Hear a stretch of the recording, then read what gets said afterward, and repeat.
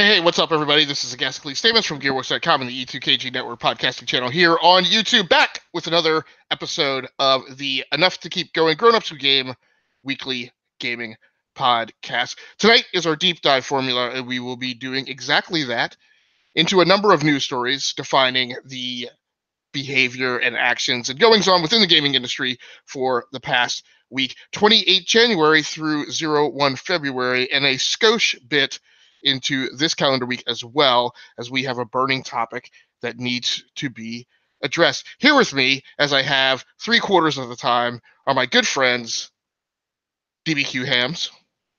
Hello, sir. Thank you for calling me a good friend. That's pretty sweet.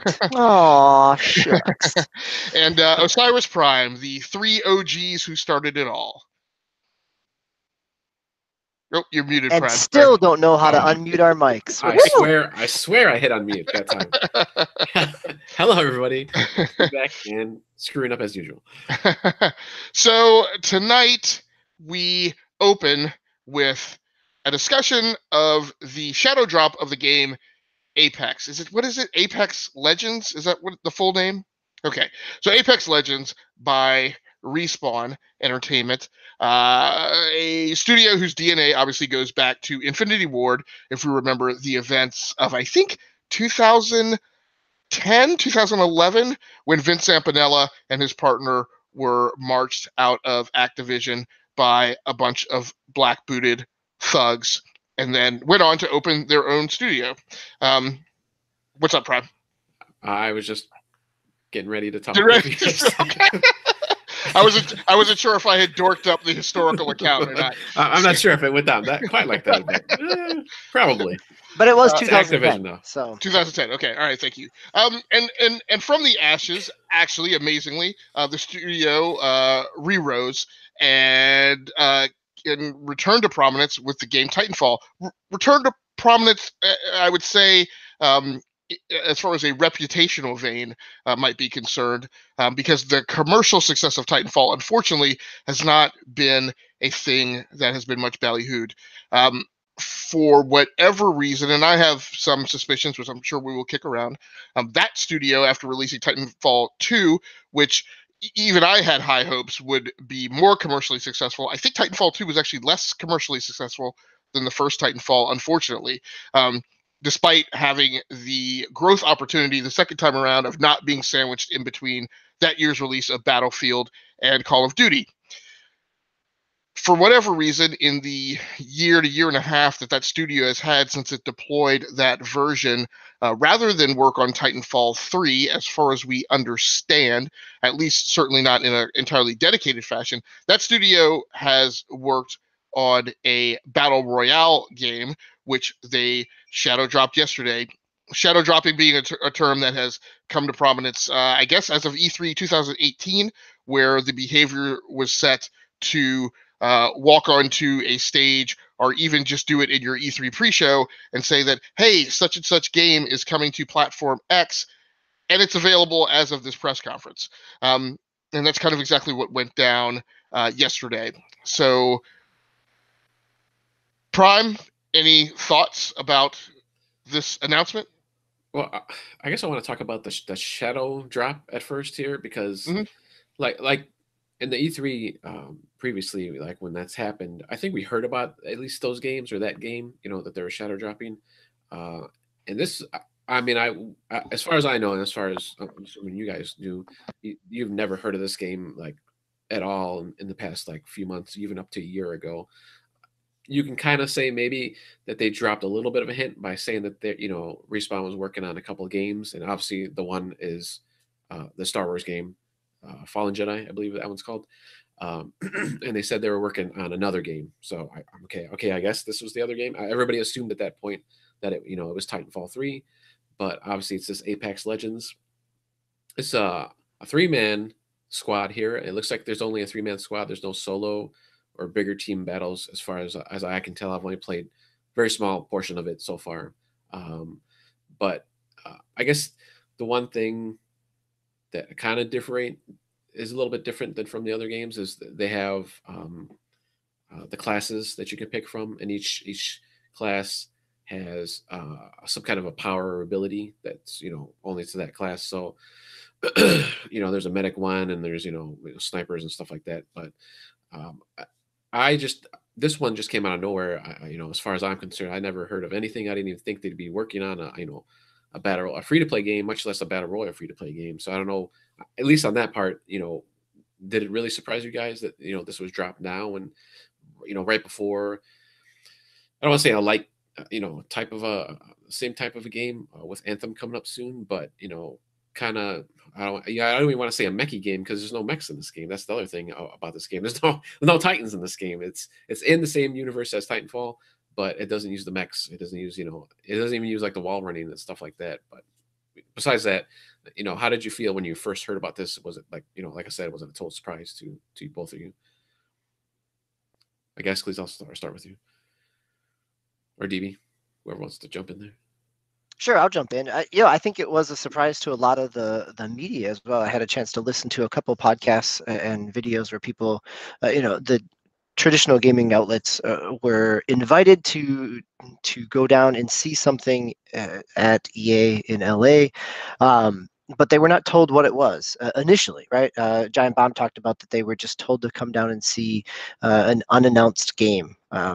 And then they asked and found out that it was from Respawn, and so I think there was some well done secrecy around it, and I think in some ways, as someone who played the Anthem open beta or open demo, because it's not a beta, last week, the idea of a AAA or at least a big studio release that is not out there being in a long press cycle, in multiple kind of alphas and betas in terms of getting out and having something leaked. They did a pretty good job of keeping it quiet.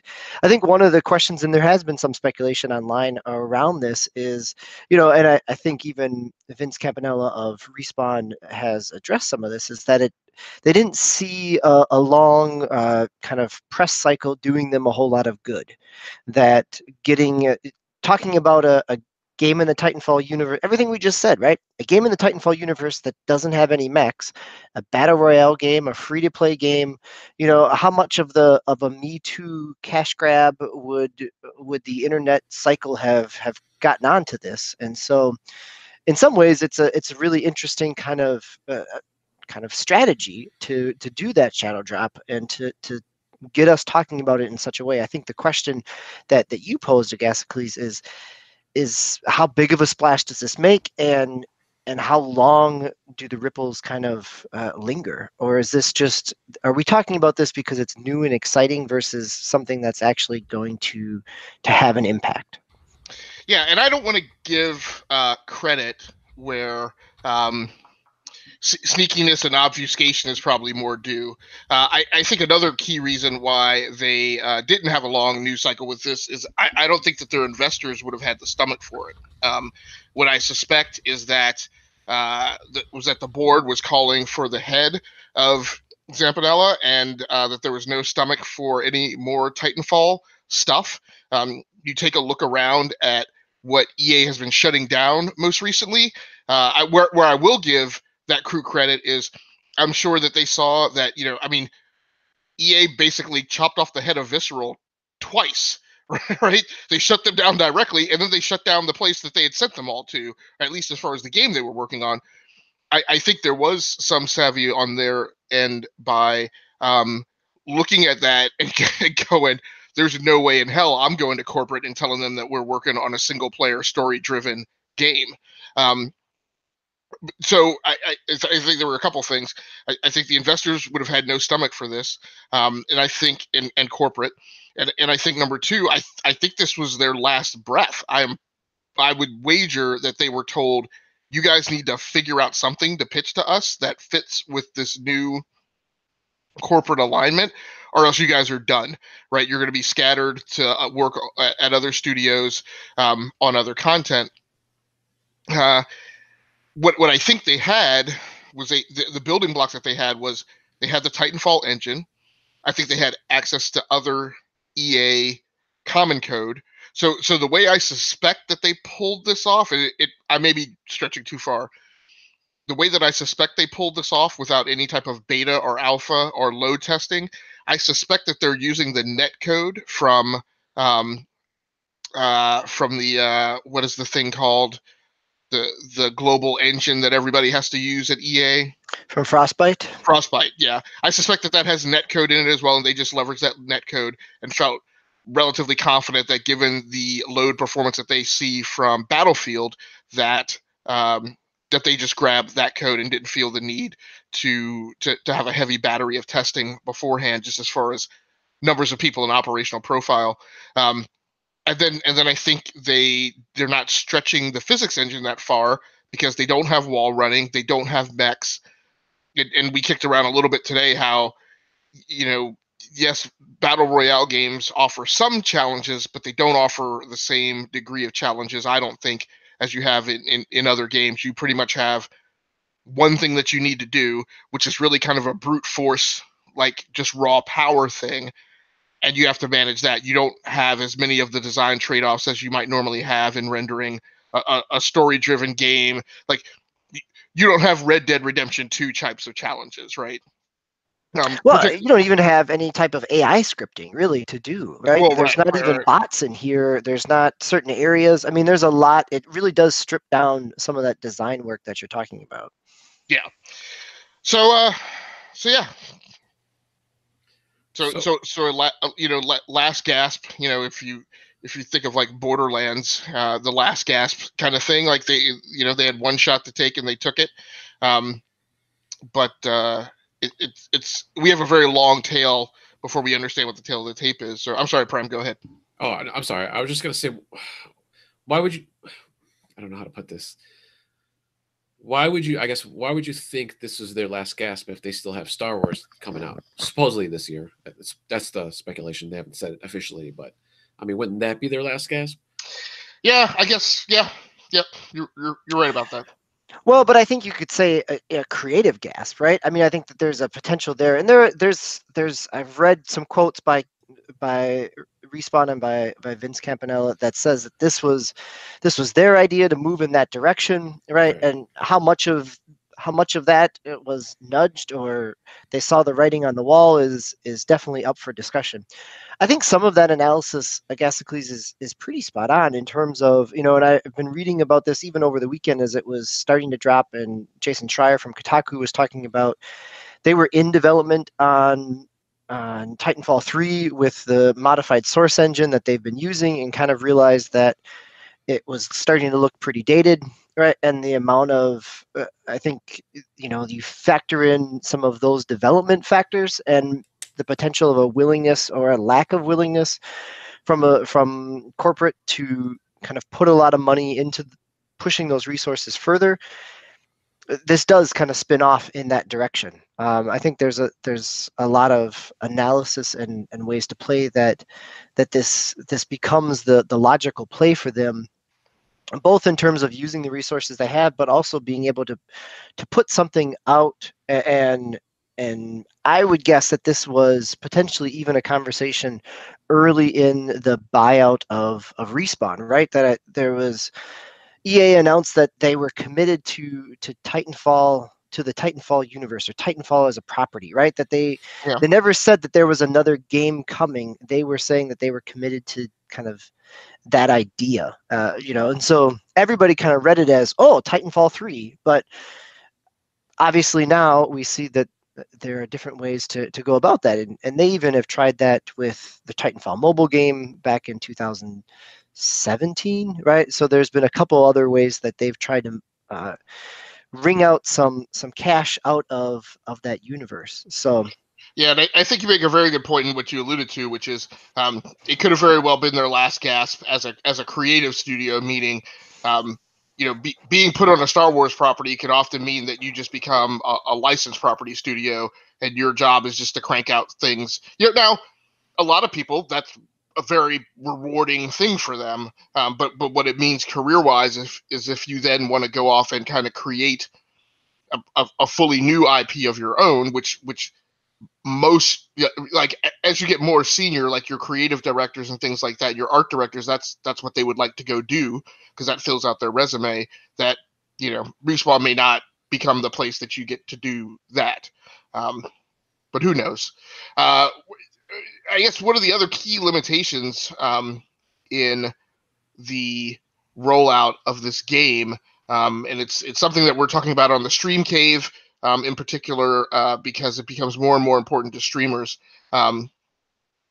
is that it lacks crossplay right now. Which, the jury's still out. I mean, I don't think it's a given today that to have a hit multiplayer or a hit battle royale game that you have to have crossplay. Destiny 2 doesn't have crossplay. Call of Duty Black Ops 4 doesn't have crossplay. But it is certainly an enabler, right? It certainly removes friction when you have people who can play across multiple platforms on any given system. So,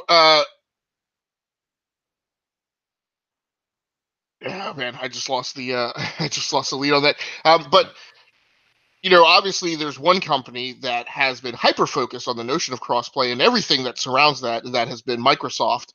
Satya Nadella and Phil Spencer are very interested in kind of, at least as a storefront, having a strategy that is driven by having themselves anywhere and everywhere that gamers are. In fact, I thought it was incredibly smart branding that they don't even use the term cross-play, really, that now it's Xbox Play Anywhere. And I can't think of another brand that resonates more strongly with what they're trying to accomplish. So we have another news story about a rumor as we head into GDC, as well as the DICE conference will also be going on this month, but specifically about GDC and Microsoft's potential announcement that they are going to enable the use of Xbox Live, which I find a really vague term in terms of predicting what they're going to do in more places than just on Xbox and PC. So, DBQ, did you enter this article in the feed? Yeah, I did, and actually, there's been updates about it in Okay. terms of that it's no longer a rumor, that Microsoft has come out to confirm it. So again, that it was a GDC session title and description is kind of where that as GDC is publishing what's going to be up for the conference, which always happens usually in March, the Game Developers Conference. That this was a title, that the title of it was Xbox Live, growing and engaging your gaming community across iOS, Android, Switch, Xbox, and PC, presented by Microsoft. Will include details on the expansion, which Microsoft says will lead to over 2 billion, right? So they went out and it's there, and now that Microsoft has also confirmed it. So it really is, and we don't know a whole lot more details of it yet, so we do get kind of into that speculation piece.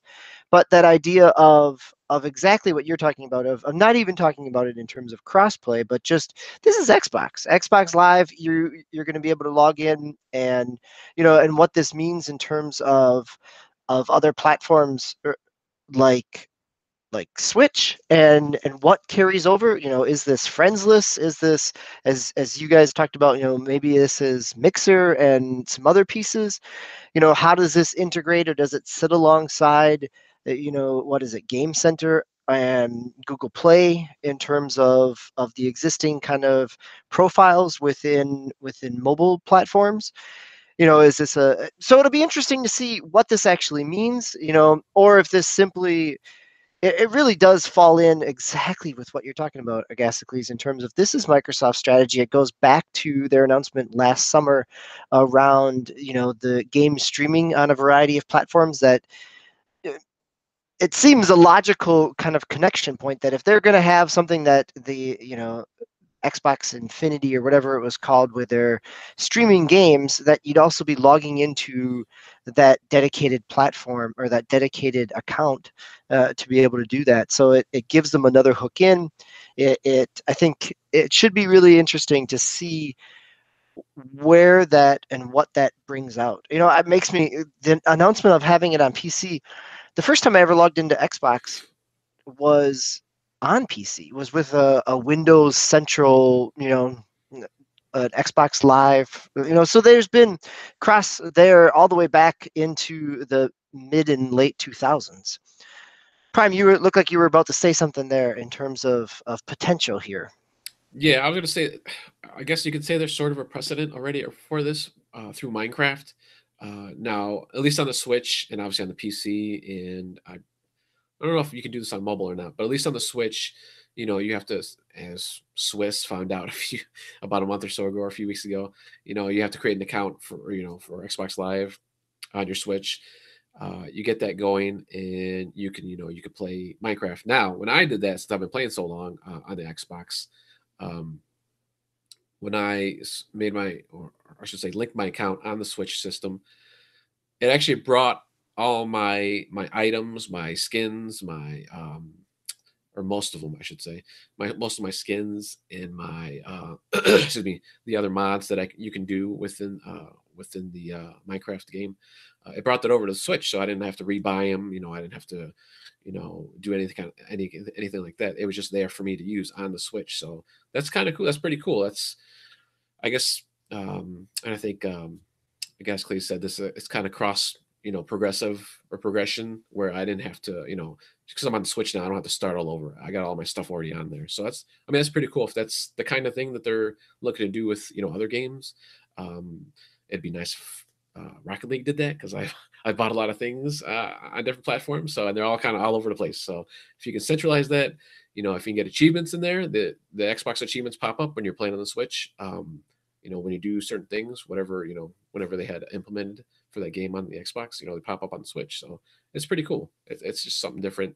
Obviously you're not going to see on that console normally, because the Switch doesn't have that kind of access. So.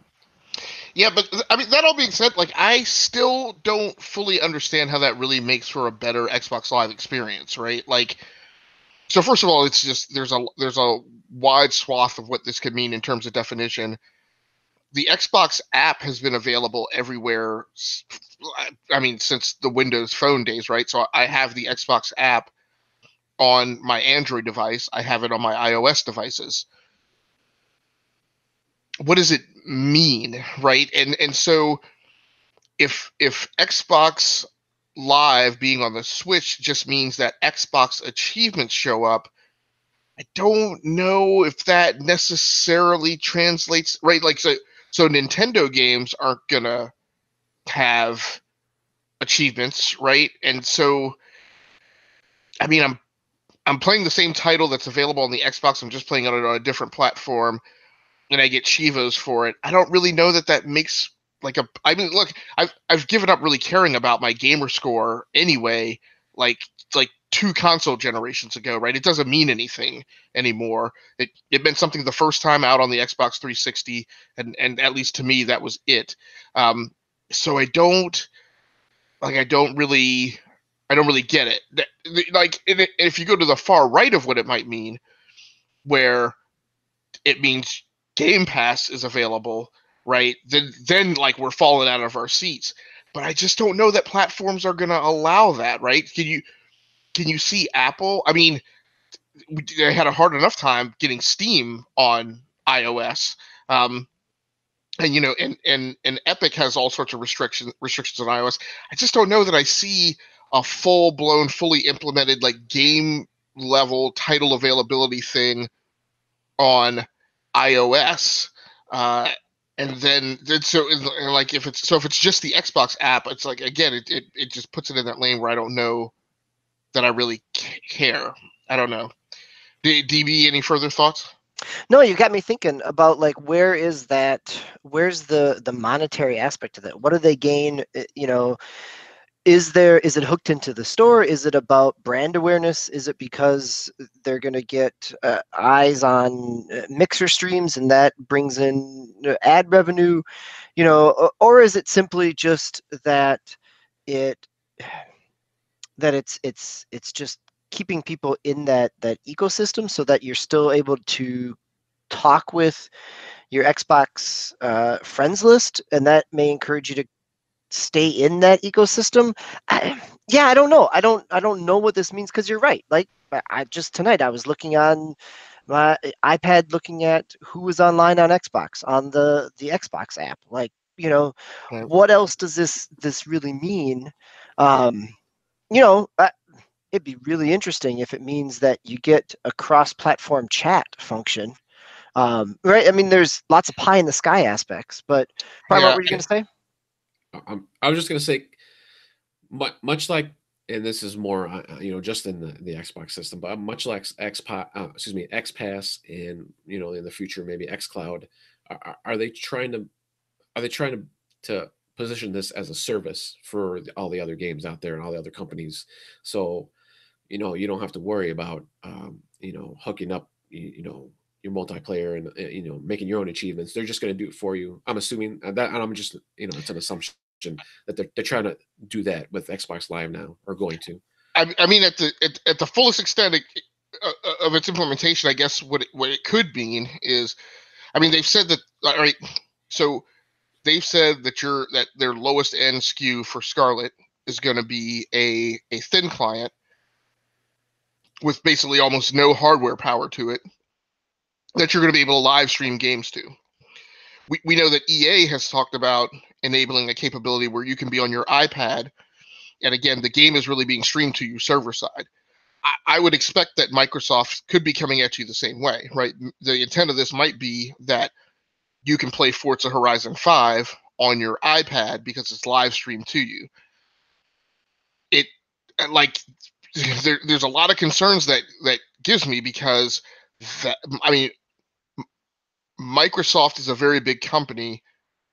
In some ways, that means that they should be able to contend with that level of complexity, but in other ways, it could drag them down into a pit where, like, here's a place that I think Microsoft doesn't want to be, and I don't want them to be, and I hope they if you put Forza Horizon 5 and make it streamable to iOS, when Apple changes something, there's a high chance they're not going to talk to you about it, right? And so, you're not going to want to play. Xbox gamers aren't going to want to play Forza Horizon on an iPad with the tilt screen controls. They're going to want a controller. Most of those controls, iOS does not have its own controller protocol. So 90% of the time that you hook into a controller, and this is the same thing on Android, somebody makes an API and you connect to the API, and that has to be running concurrently with the game. Sometimes the game designer includes it in the game, as is the case of Fortnite. So Epic, who is a big physics company and makes the Unreal Engine, Epic put their own controller API into Fortnite. Lots of developers don't have that capability, and the other thing is, I mean, fortunately, that's inside the game, and so as they patch and update the game, they can bring that along with them. But a principal problem with those controllers is, you buy a controller for an Android device, Android makes 1 or 2 operating system level moves from the time you buy the device. Pretty much guarantee that in a 2-year time span, your controller API is going to get broken. I don't know that Microsoft wants to be in the role of deploying really high-end games onto mobile devices and OSs, where, unless they're going to build their own controller API, that is large enough that they keep it in, it's a big deal, and they keep it in sync with the operating system. That's just and maybe that's the case. Maybe the next Xbox controller that we will see will have multi-operating system compatibility, right? A wireless Xbox controller that is compatible across iOS, Android, PC, and Xbox. And that's neat. It's cute, right? But my problem is because here's a weird thing for me. Again, as much as there's talk of cross-play and cross-progression, still, there is a certain emotion that goes along with being an Xbox gamer. And when I want to put that identity on, when I want to be in that skin, I want to be in that skin. I don't personally want to play my Xbox games on a platform that's not a Microsoft platform, because it breaks the, what's the term I'm looking for? It breaks that, I think it's verisimilitude, the suspension of disbelief. There's a certain immersion that goes along with, again, putting on that character, and I feel like it breaks that. Like, the time I spend on my Xbox is kind of to me a special time, right, with that device in that nostalgia, and it would be weird and janky for me to go be that persona on a different platform. So I'm going to go back to your API piece, because I'm thinking about the audience for GDC, and I'm thinking about what are some of the as I've looked at and listened to past GDC conferences and presentations, there is usually either a postmortem about how we did something, or it is, let's look to the future and here are some tools. And so if that's the approach that Microsoft is taking, is we've got an infrastructure, we've got an API, we've got this piece, and we're talking to you as developers and encouraging you to think about how you could use that, right? I mean, this is not necessarily going to be something that we're going to see the fruits of the labor of come E3, right? I mean, potentially it's setting the stage for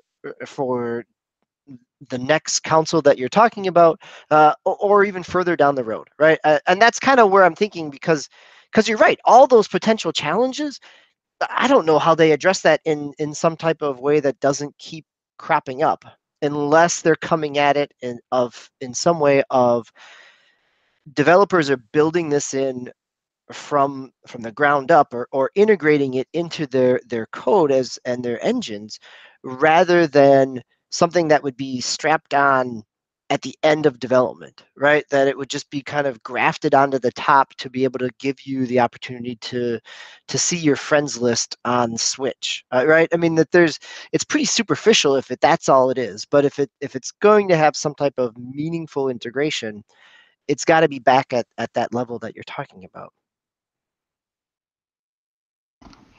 Prime, did you have anything that you wanted to add?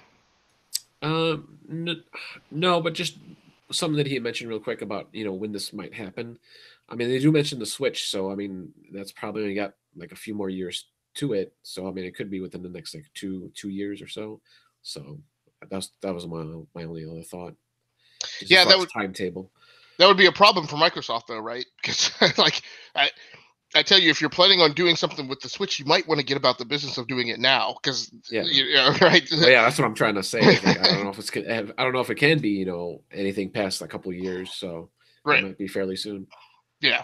I mean, I certainly feel like 2 years from now we will definitely be playing on a different hardware SKU on the Switch platform.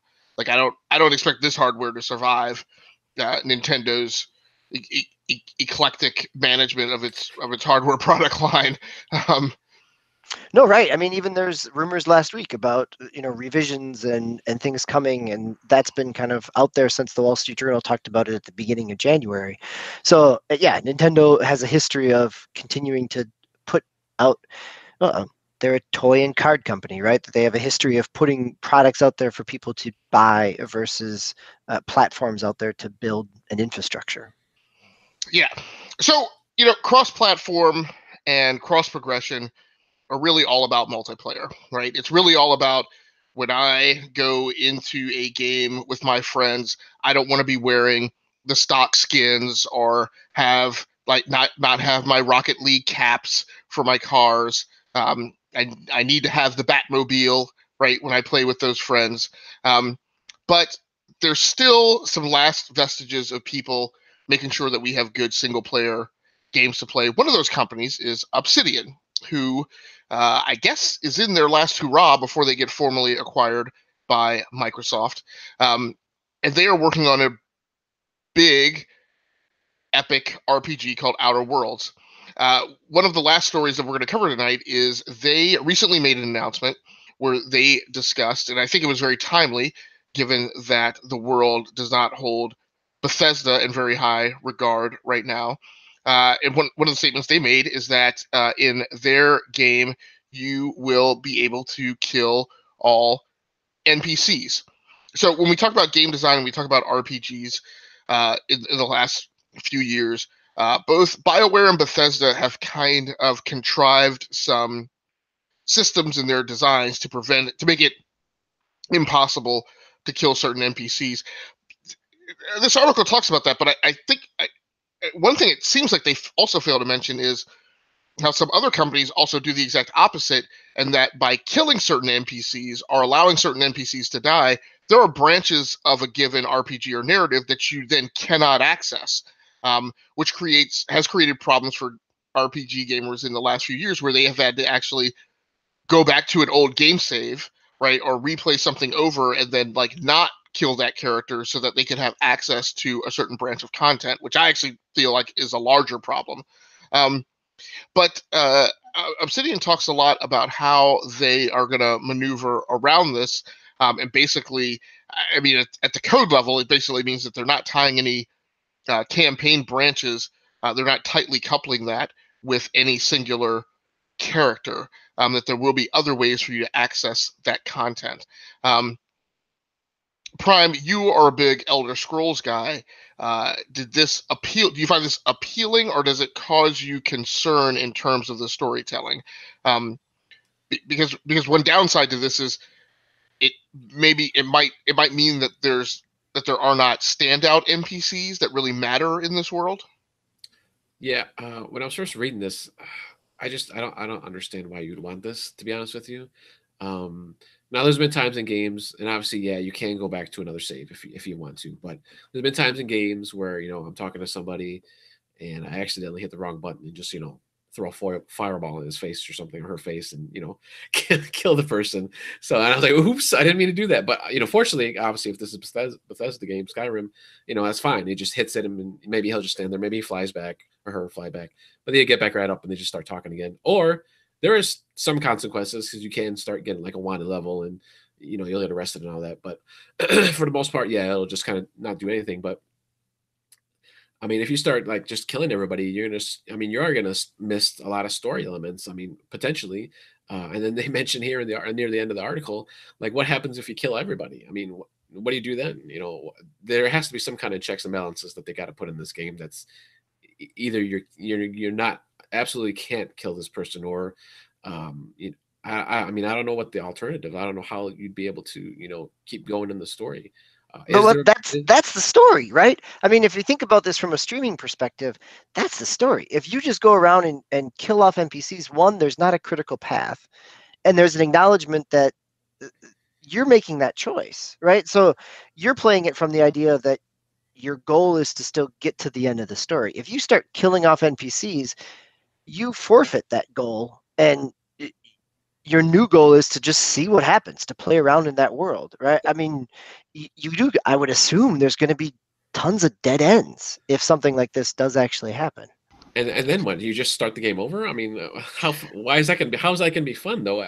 I guess my other question here is there, and I guess we don't really know this because there hasn't been a lot of information, but is there like an overarching story, or is it just like a bunch of side quests that you're doing all the time? I mean, you know, we don't know that, I suppose. Yeah. I give Obsidian a lot of credit for, I mean, these are the guys, I mean, these guys are dyed-in-the-wool RPG builders. I would contend at a larger scale in terms of complexity than Bethesda. Bethesda games, granted there are side quests, but as far as like the primary campaign, are kind of fairly linear in terms of the number of avenues you can go down to get through the primary campaign. Yeah, pretty much. Whereas Obsidian, I think, has a history of having these multiple branches that you can follow to get from point A to point Z. One of the things, though, that I would say concerns me is I think almost worse than the picture as it's being painted right now would be for this to be a contrivance, right? For them to say, you can kill all NPCs and still play through the campaign. However, if the reality is, but if I kill this one PC, I have to find this chalice, and it can be anywhere in the world, and now there's nobody to help me find it, right? So, like, don't make a simulation box either out of this. Like, don't make a thing that's like, sure, you can kill all NPCs, right? Don't pull the loaded question, right? Where I tell my kids, sure, you could throw that water on the floor, right? But then not concurrently talk them through like the consequences of that, and have something very contrived that's just a landmine for them to trip over. Because I tell you what, one thing that gamers will get pissed off about is that they kill a bunch of NPCs, they get 3/4 into the game, and then find out that like a way to get down a specific path to like get a particular weapon or something is now so difficult that the reality is that it's impossible. I guess the only way I was kind of thinking earlier, when I was reading about this, and I just thought about it again now, is if obviously you have this huge open world, and say you're trying to find I don't know, a spaceship or something in the world. You have to talk to this engineer or whatever. You kill that person. All right, got to be like what, hundreds of more engineers in that world. So maybe you just go find that other engineer. You have to kind of go down that route where there's, yeah, you can kill these people or this whole group of people, but there's going to be another group of people that have that same job or same object or same whatever that you're looking for, that's somewhere in the world. I guess they can possibly do that. That kind of cheapens the game then, because then it's just like, okay, and then I can just go find somebody else. So I don't know. Well, right. That's what I was mentioning when I passed it off to you the first time. That would concern me as well. Like, I mean, say what you will about games like reflecting society and about the stories that are being told being important as far as what people learn from them. I'm like, I do worry a little bit that the game basically teaches gamers playing it to just have no sense of value for life, right? To look at every being that's in the world as disposable. And yeah, Prime, you're exactly right. Like if everybody is just a dime or dozen and is therefore kind of a palette swap, for anybody else, like it doesn't matter if I kill the keymaster, I just go find like one of the other like 1,236 keymasters that there are in the world to do the exact same thing. Like, so I don't know that this approach is the right approach. It's a different one, and it's probably a different one to a very hard problem. I would kind of question, well, why don't you make it so, I don't know. I don't know. What I worry about is that you don't fill the world with rich content in terms of NPCs, right? That there's nobody in the world, if you're not somebody who plays with other people, that there's no NPC in the world that's really remarkable or stand out, that everybody's just, chattel. I don't know.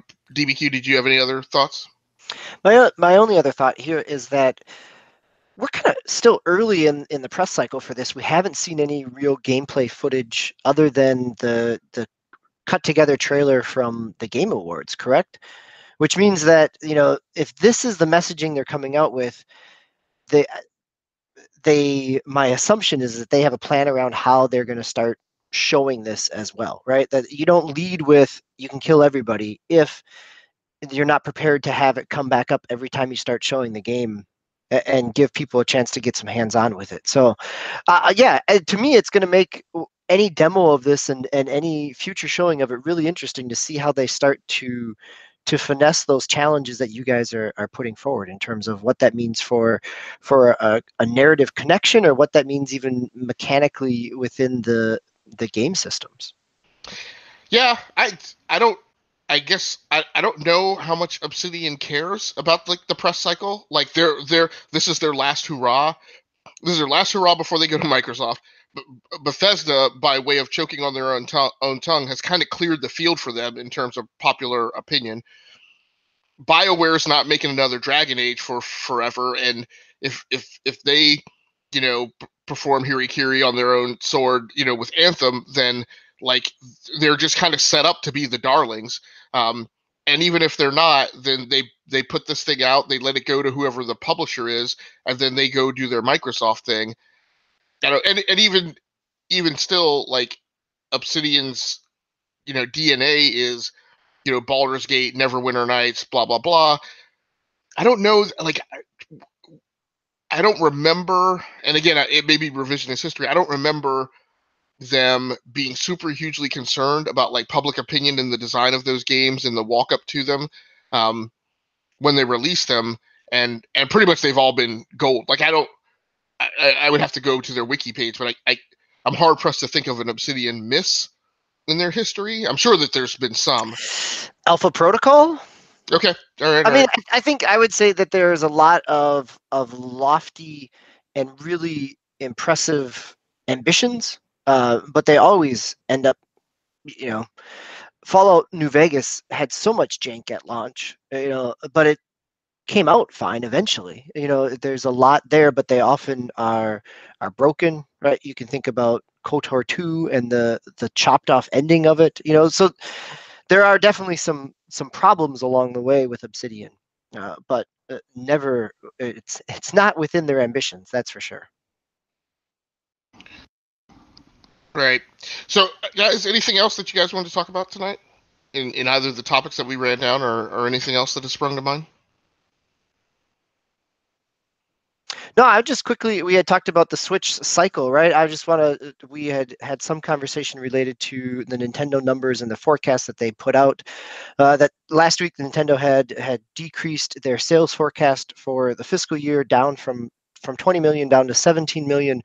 At the same time, they're talking about that they had shipped over 32 million within its life cycle, which puts the Switch within that same time frame, right behind the Wii in terms of the Switch shipping about selling about 32 million and the Wii doing about 34, 35 million in that same, but above the 3DS, above the PlayStation 4, above the PlayStation 2. So again, while we're thinking about where Nintendo goes within that cycle, they definitely have done well up to this point in terms of uptake with the Switch. Yeah, and I mean, my suspicion too is that while relatively maintaining pace with the Wii U, my suspicion is that their attach rate is much better. So, so that would also mean higher revenue overall for Nintendo. Yeah, I would think, I don't know if the attach rate, because that would be interesting as well, because I think that the Wii had some really crazy attach rates to things like Wii Play for the first 3 years of its life cycle because it was bundled with an extra controller. Well, right, but those things didn't generate revenue. No, right, and I think also the number of sales, right? I think that people bought a game or two. There are a lot of systems that only had Wii Sports and that was it. But Nintendo also had released some of their sales numbers, and so the biggest first party game for Nintendo, no surprise, is Mario Kart 8 Deluxe, but it sold over 15 million. So you're looking at almost a 1-to-2 ratio there in terms of every other person that owns a Switch owns Mario Kart, which is a pretty good attach rate. Right, and we had at least a period of time where the number of units sold of Zelda was greater than the total number of Switches that had been sold, indicating people were buying multiple copies. So, Yep. So yeah, so there's that. I don't know, Prime. How does that make you feel about the good news and the financial health of your preferred platform? Well, yeah, it's great news. I was actually kind of surprised. I was kind of surprised on number 3 on that top 10 list of games with Smash Brothers. I mean, that just obviously came out this past holiday and winter or end of the year last year. It's 12.808 million units. So I mean, that's pretty impressive for just coming out recently. So yeah, for 2 months of sales, not even 2 months of sales by the time those numbers were there. Well, I feel like that's another financial dynamic with Nintendo platforms in general, right? The difference is that, for instance, Assassin's Creed Odyssey came out. It's a great game. Lots of people played it. Lots of people will buy that game a year after it came out, right? There's tons of games that come out for other platforms that people are in no rush for, right? Some people will only play like PlayStation exclusives when they come out in their like PlayStation Classics line. Nintendo games, like pretty much everybody who's going to buy Smash Brothers like bought it right away, or will buy it like within, I would contend, like a 3-month window after its launch. There tends not to be like that slow wait burn. It's almost like every Nintendo first party title is kind of like a halo for whatever their given platform is. So yeah, I think that's a good point. But it also then has that longer tail of, for new owners coming into the platform, that they'll pick up those legacy titles, those first party titles as well. This is where you get, Mario Kart on the DS sold millions because the DS just continued to sell. It's part of the reason why it had such a high rate. I think the Mario Kart for the Wii eventually got up into the 20s. 28, I think, was the final number in terms of total unit sales. So, we've got a while to go, but it's one of those where anytime that somebody was buying that system, they'd pick up a title. Right. So I don't know about you guys, but I think I'm pretty much done. So that's going to do it for us. Thanks so much, everybody, for joining in on this episode of the Enough to Keep Going weekly gaming show, Grown Ups Who Game, in our deep dive format. We will be back next week with our Gamer Experience show, where we will continue our discussion of Apex Legends after having had more time to actually play the game before issuing such irresponsible statements as Fortnite killer and other nonsense like the rest of the gaming media has been discussing for the last 24 hours. So thanks so much, everybody, for joining in on behalf of myself, the co-host of the Enough to Keep Going podcast, the E2KG Games crew, and the E2KG Podcasting Network in general. That's going to do it for us. Thanks so much for joining in. We will see you next week. Until next time, take care of yourselves and stay safe out there. We are out of here.